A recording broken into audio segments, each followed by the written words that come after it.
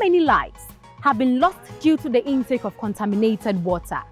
So many suffer from serious health issues just by taking in unclean water.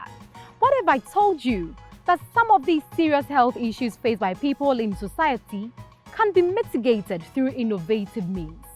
In this episode of RnD-Africa, we traveled all the way to the Kwame Nkrumah University of Science and Technology to meet a young woman from the northern part of Ghana who has been able to produce a paper filter that does not only have the ability to trap dirt, but also traps heavy metals. Join me, Mamiekwa Otua Kwanyame, on this revealing and unforgettable episode of RnD-Africa.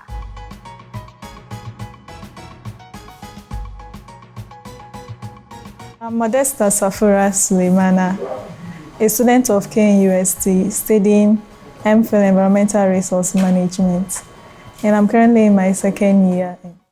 Groundnuts are one of the most commonest food commodities in Africa and central to the financial and nutritional well-being of hundreds of millions of farmers and consumers across the semi-arid tropics. Ghana is no different, as groundnuts form an important part of our local delicacies, and they are almost exclusively produced for domestic consumption. A bulk of groundnuts production in Ghana takes place in the northern part of the country, mainly in Nyankpla. Undoubtedly, this venture has created job avenues for a lot of people. But what happens to the shell once the groundnuts are consumed? The improper disposal of groundnut shell in the north influenced a female student of the Kwame Nkrumah University of Science and Technology to start researching into converting these groundnut shells into something useful to society and also solve the problem of sanitation to an extent. Modesta Safura Sulemana, through research, has been able to convert groundnut shells into a modified paper filter that traps filth and heavy metals such as lead and cadmium, thereby providing clean water for people. So the filter paper is a modified paper that is being made in such a way that it's able to trap heavy metals from contaminated water.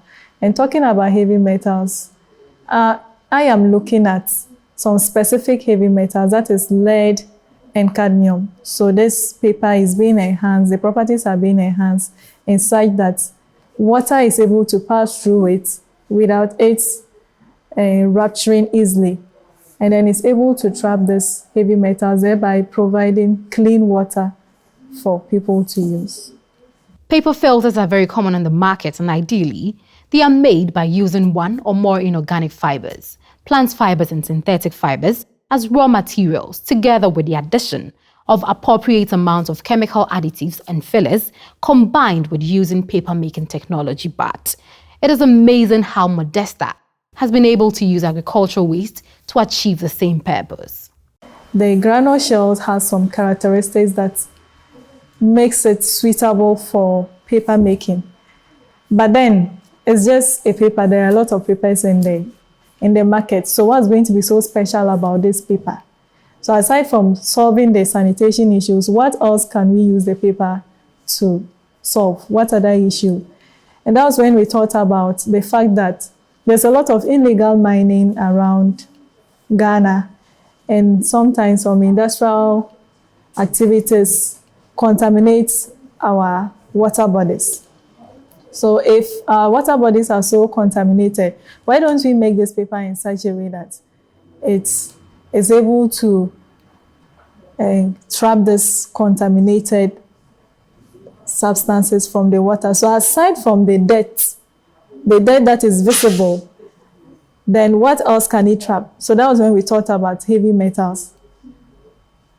So our main focus is to try to contribute to achieve the sustainable goal 6, that is to provide potable water and also clean environment to people. Lead is a common metal found throughout the environment, mainly in lead-based paint, air, soil, food, water, and others.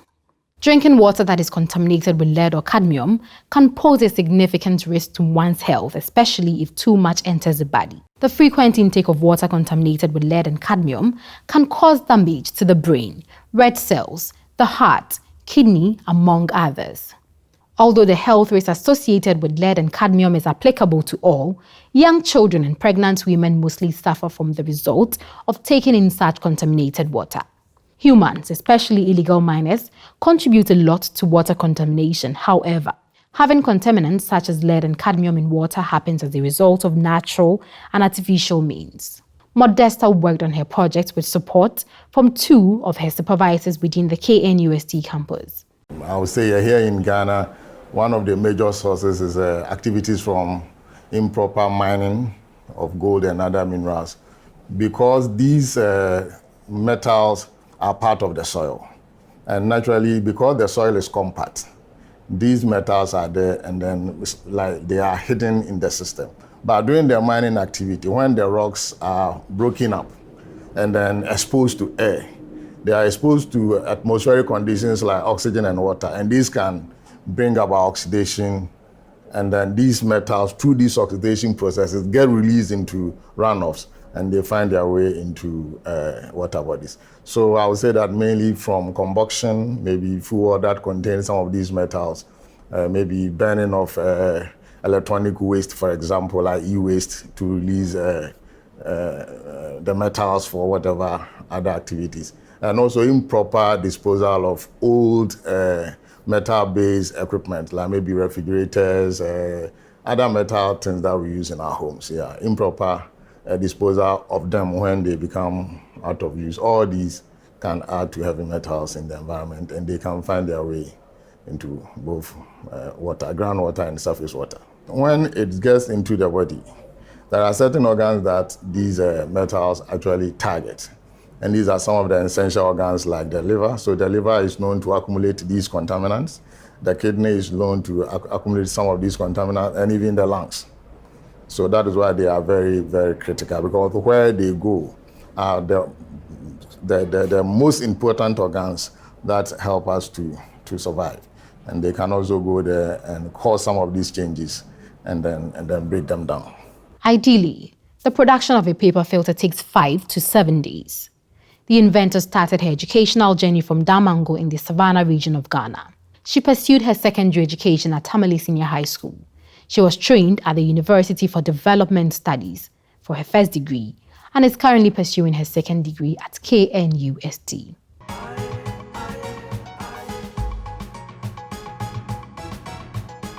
I got this motivation because I come from the north where they do a lot of groundnut farming.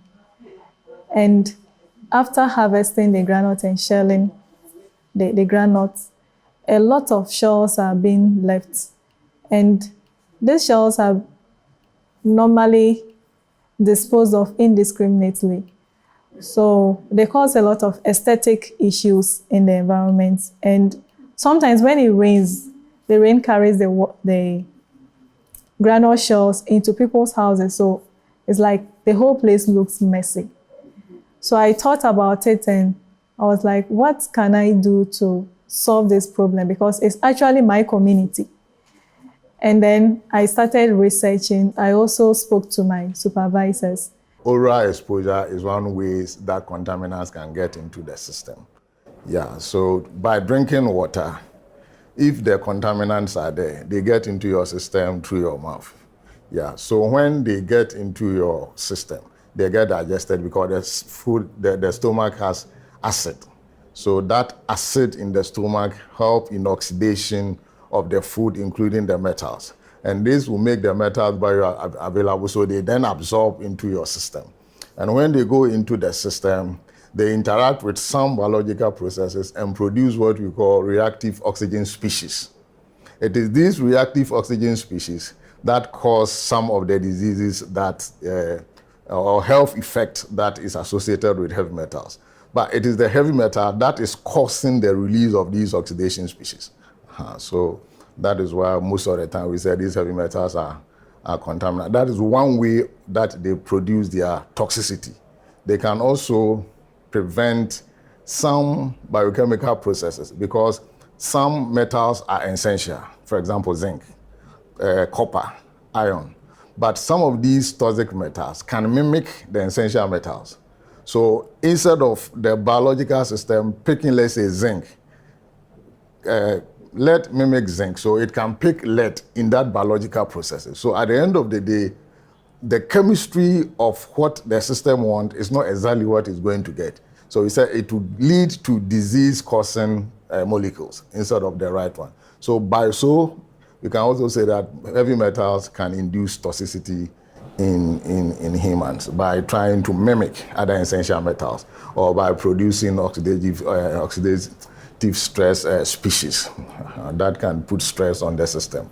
And one way that they put stress on the system, that they can damage DNA, they can damage fatty acids, and then they can also damage antioxidants. These are some of the natural mechanisms that the system used to fight aging and also other molecules that can cause diseases. But when these molecules are destroyed, then it means that you become more exposed to some of these disease conditions.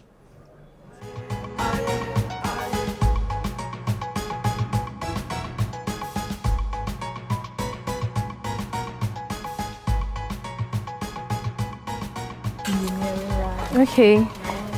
Thank you very much. It's so glad to be here. I'm going to take you through the paper making process, how the filter paper was made. I'm beginning from here. This is pulp that was made from the groundnut shells. So the pulp will be blended, and then after blending, it will be diluted and put into here. This is more like a mold, a decal mold. So this is what I use to mold the paper out from the pulp.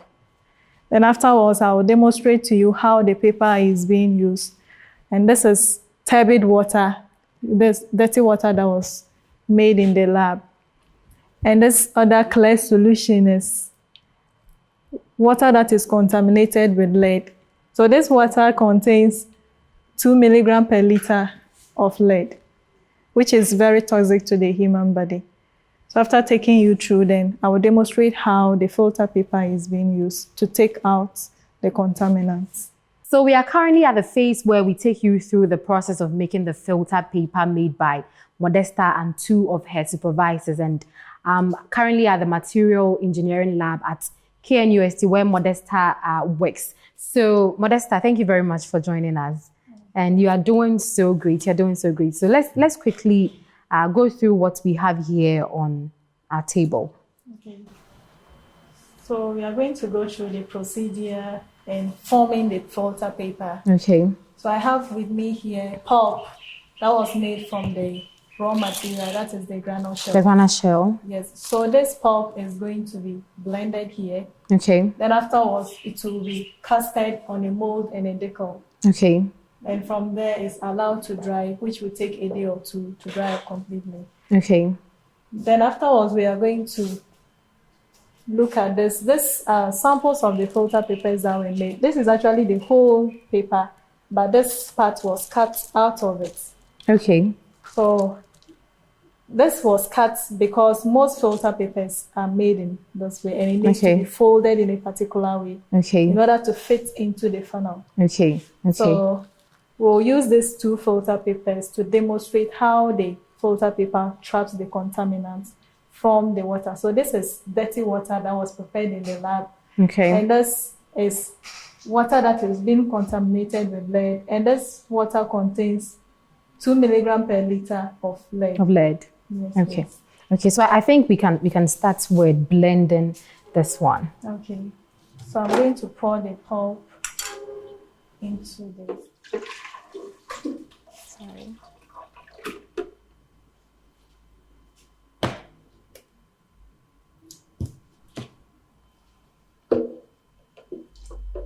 Just to make sure everything gets inside. So do you need a specific quantity of the pulp, or any quantity works? So it depends on the number of papers you want to form. This should be able to form about 2-3 papers. Okay. Yes. Okay. So we are going to blend the pulp. Okay.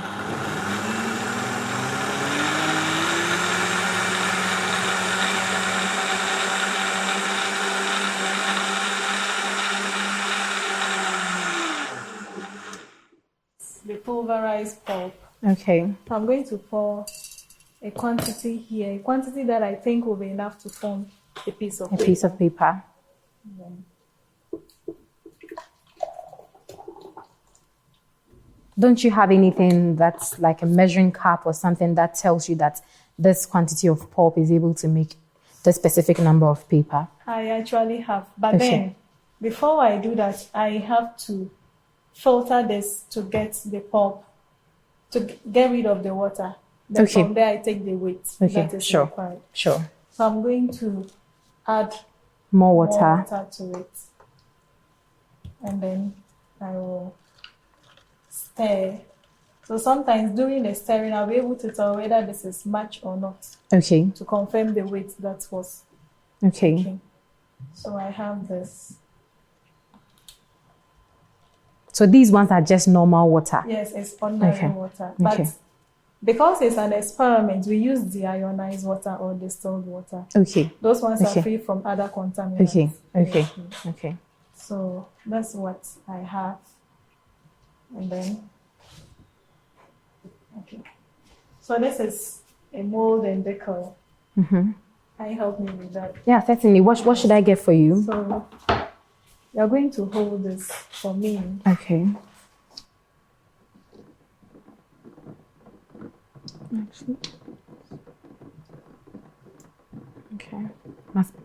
Okay. Please hold it straight. Sure. Your hand. My hand is shaking, huh? Okay. So this is what we have. So can I take over? Yeah, certainly. So I'm going to hold it to allow all the water to drain. Okay. Can you stir it with anything like the spoon or? It's not supposed to be stirred because we want a smooth surface. Okay. So when all the water drains, then it forms that particular shape that we want. Oh, okay. So that's how come you get this shape. Yes, please. Okay. So if I wanted a bigger paper, I could have used a bigger mold and decal this. Oh, okay. So I could have made a bigger size. Okay. And with that, I'm going to use more pulp as well. Exactly. So this is going to take some time actually. How many hours or days? No, that's about 10 to 20 minutes. The water should be well drained. Okay. After which it's allowed to dry in the sun for about an hour, and it's transferred into the oven for drying. Okay. Yes. Okay. So what's the total duration if going through the experiment and also producing the actual paper? The total duration for the entire experiment takes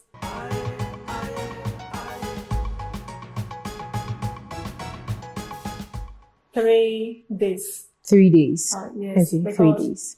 This can be done. Sometimes it takes a long time to get the pulp I pulverize.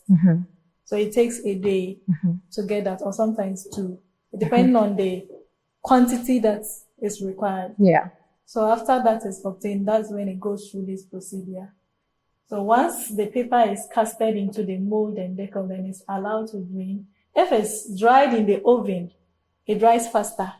But sometimes we allow it to also dry in the sun. It all depends on you. Okay. I think I get it.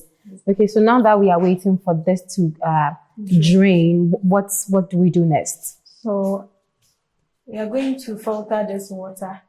Okay. Which is the contaminated water. Yes, please. So this is turbid water. It looks so dirty.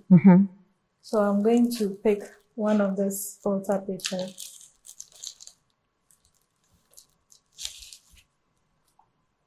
Okay. Then this is how a filter paper is normally folded. Okay. Then have the second. So I'm going to fit it into the funnel. Oh. Okay, so the water, and I pour the water into it.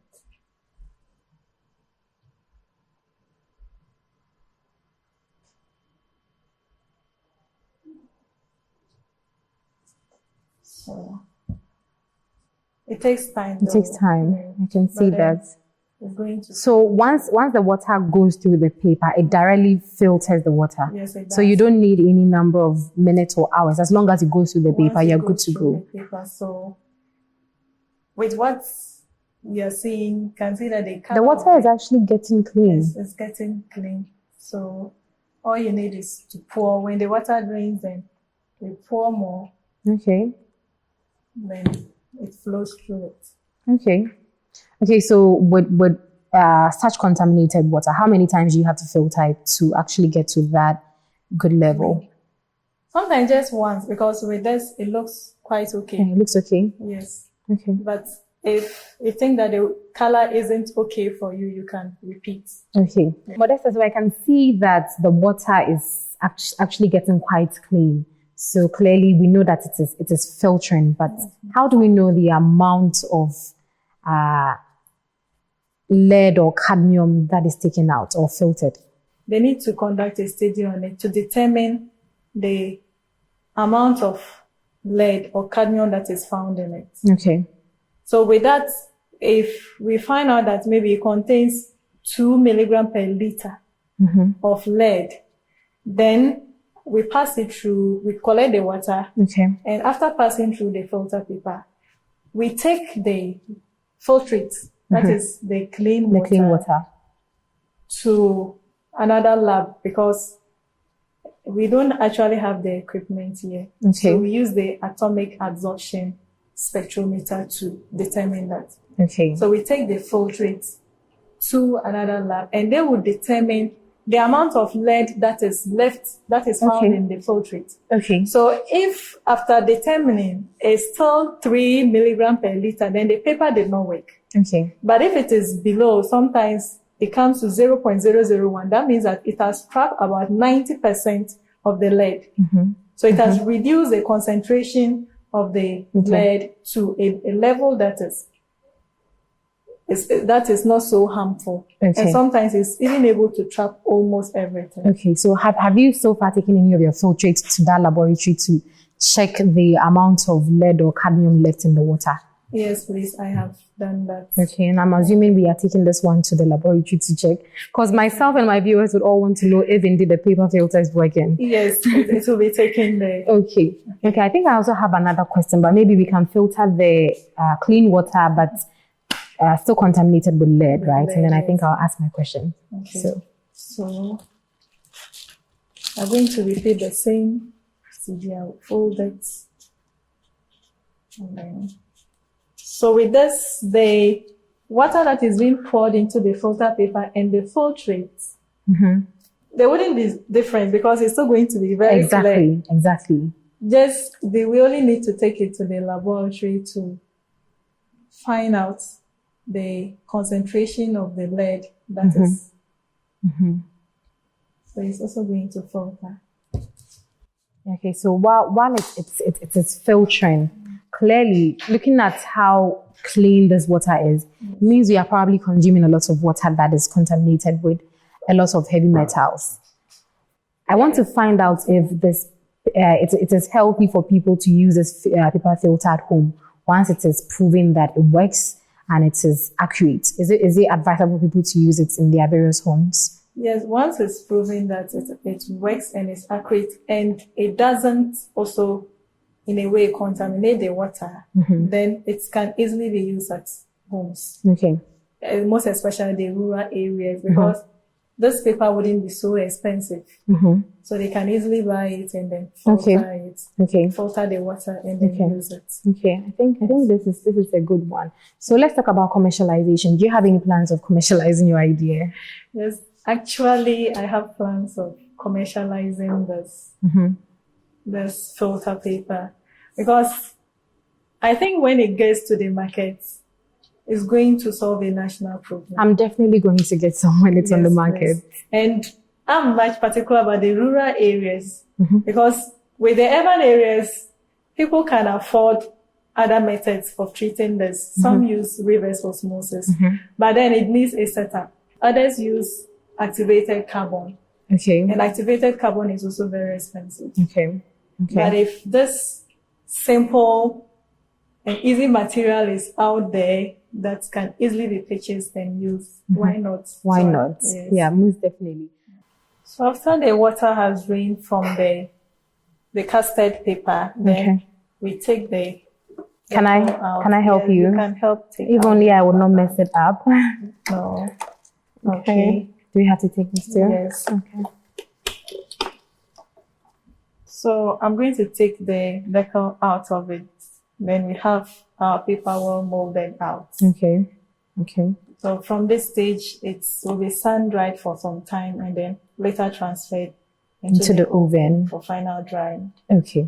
Okay. Okay. So viewers, given the shape you see here, I think it is the same shape it produces once the paper is dried. Once the paper is dried, this is the shape you get, and it's the exact shape you have here. So Modesta, the paper filter you used comes in a different shape. The shape is not the same as this. Yes. So is it that you deliberately cut it into that shape? And if you do, what is the purpose? Actually, filter papers are made circular Okay. to allow easy folding. And then it's folded in such a way that it gives, like the water is able to pass through at a certain angle. So Okay. it's folded in that angle and placed into the funnel. Okay. But then we don't have a mold that is so circular. So I use this rectangular mold. Then Okay. afterwards, then I cut it Okay. into that shape. Okay. Okay. So if you have a circular mold, you wouldn't go for this shape. Yes. Okay. I think that would have been easier. that's perfect. So I think basically that wraps it up for us, right? Yes, yes. Okay. So I think I would want to find out from you if aside this, you are working on any other innovations or inventions. For now, I'm not actually working on any other inventions. I'm looking up to developing this further to enhance the properties. Okay. Yes. Okay. Okay. That's awesome. So I think this is where we basically end the episode. Thank you very much, Modesta, for joining us. We are so glad to have you on the show, and we look forward to seeing you at the top there, where once we are looking at top 10 inventors in the country, we would mention your name because you are doing great. It's nice to have you on the show. Thank you very much. And I also like to thank AAU TV for finding me and coming all the way to KNUST to have this documentary with me. I'm really grateful. We are glad. It's a pleasure. Okay, viewers, so this is where we end the episode today on the paper filter. This is Modesta, and there are lots of people doing great out there. We encourage you all to locate AAU TV wherever you are. Contact us, tell us what you've done, and we'll definitely be at your doorstep. My name is Mamiukwa Utwakwa Nyame.